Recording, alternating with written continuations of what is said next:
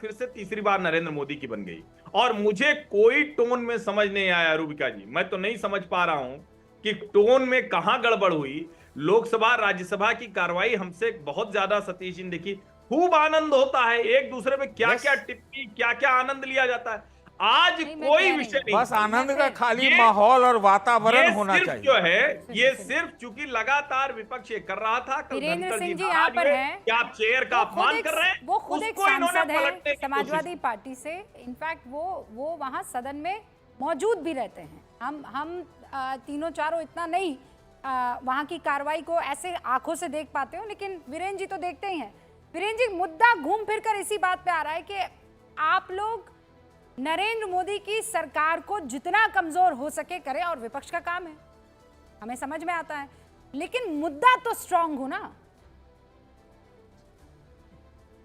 देखिए, मुद्दे सारे स्ट्रांग होते हैं जो जनहित से जुड़ा होता है।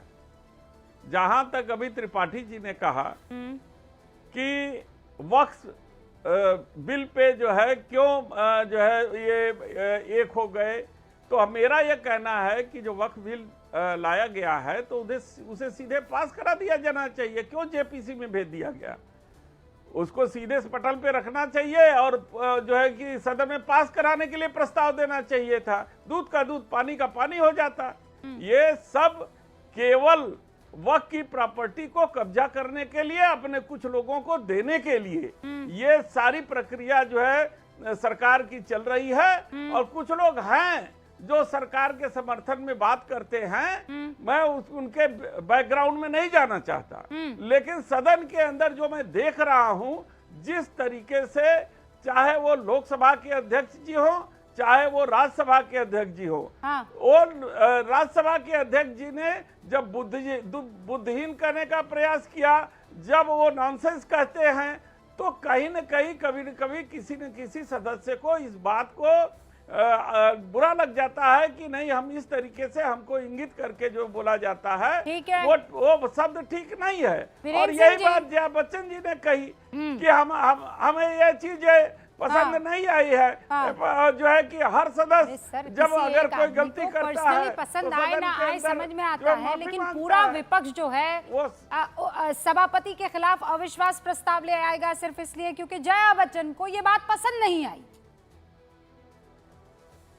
जया बच्चन नहीं, इस देश की सारी महिलाओं को नहीं पसंद आएगी कि जिस टोन में उन्होंने इंगित किया और महिलाओं का अपमान करने की बात कही, वो महिलाओं को डाउन करने की बात कही और पुरुष डोमिनेट शब्द की बात कही कि हम पुरुषों के अधीन हैं। तो जो महिला स्वाभिमानी होगी वो कुछ न कुछ रिएक्ट करेगी। वीरेंद्र जी, ये कब कहा? उनके कहने का जो कहने का उनका एक्शन था, जिस तरीके का टोन उन्होंने बोला, जिसके जया बच्चन ने जिस बात को इंगित किया, ये वो शब्द वही है आप तो कि फिर जो अपने महिला हिसाब से को कुछ भी सोच सकते हैं।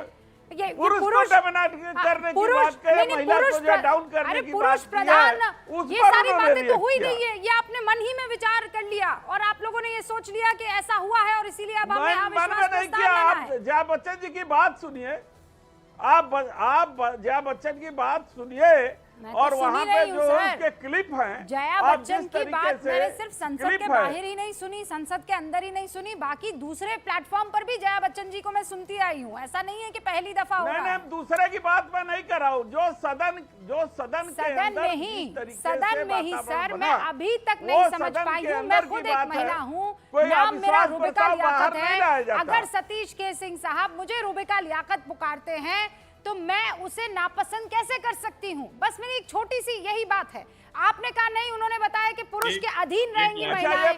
हाँ, अजय आलोक जी जवाब दीजिए। मामला यहाँ तक पहुंच गया और इसीलिए अविश्वास प्रस्ताव।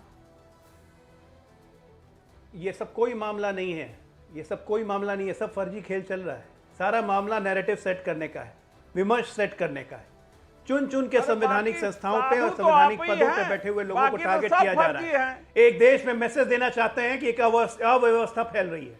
यह कुछ नहीं है, ये अवस्था फैलाने का नैरेटिव सेट कर रहे हैं और कुछ नहीं। सदन का सदस्य संवैधानिक आप लाइन से देखिए, क्रोनोलॉजी ऑफ इवेंट्स में 3 दिन की इवेंट्स आपको बताता हूं। आप देखिए कितने फालतू मुद्दों पे नैरेटिव सेट करने की कोशिश की। 1 मिनट वीरेंद्र जी 1 मिनट, मैं आपके बीच में नहीं बोल रहा था।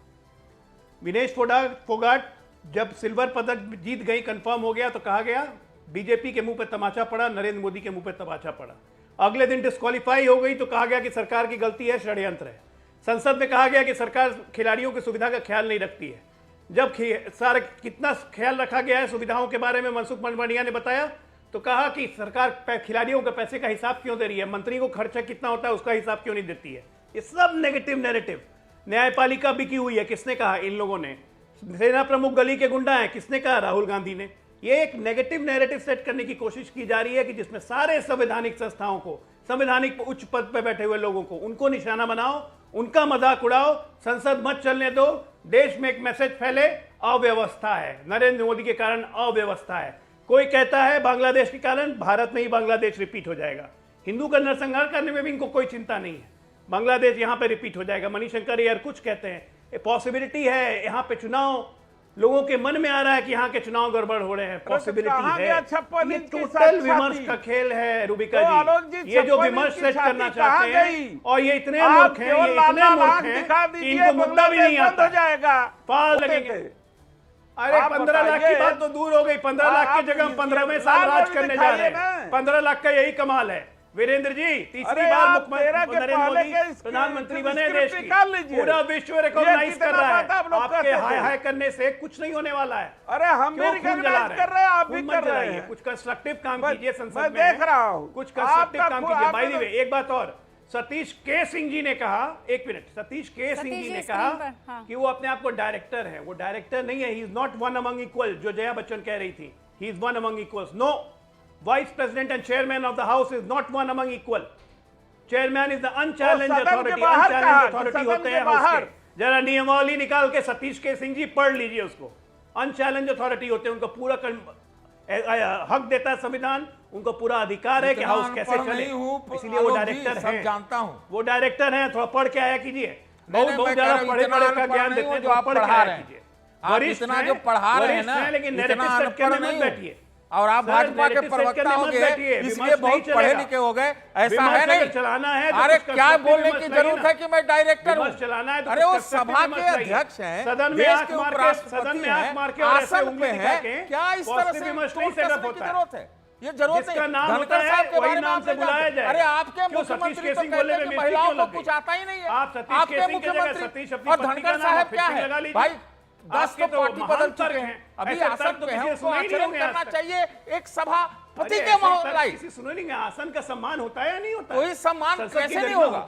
करता है सब लोग, कुछ भी बोल देगा कोई, सब लोग सर बोलता है, महोदय बोलता है, वो करना ही पड़ेगा। नियमावली में चिंतक कौन नहीं जानता है कि उपराष्ट्रपति है, वो सभापति है राज्यसभा के, कौन नहीं जानता है? बोलने की क्या जरूरत है? मैं डायरेक्टर होना चाहिए, आप उनका सम्मान होना चाहिए। अगर सम्मान की बात आती है किसी को नहीं है, तो मैं देखिए वो ऑपोजिशन के लीडर जरूर है, कल भी उन्होंने यही किया था। इतने सभापति को अपना आसन छोड़ के जाना पड़ा, संविधान का विरोधी बता रहे। कल भी क्या मतलब है साहब? अरे वो जाट हैं, पिछड़ी जाति के हैं, आप अपमान करेंगे? अरे नहीं, ये तो फिर आप चले जाइए उधर, वो समाजवादी वाले से बात करिए। मैं वो बात कर रहा हूँ।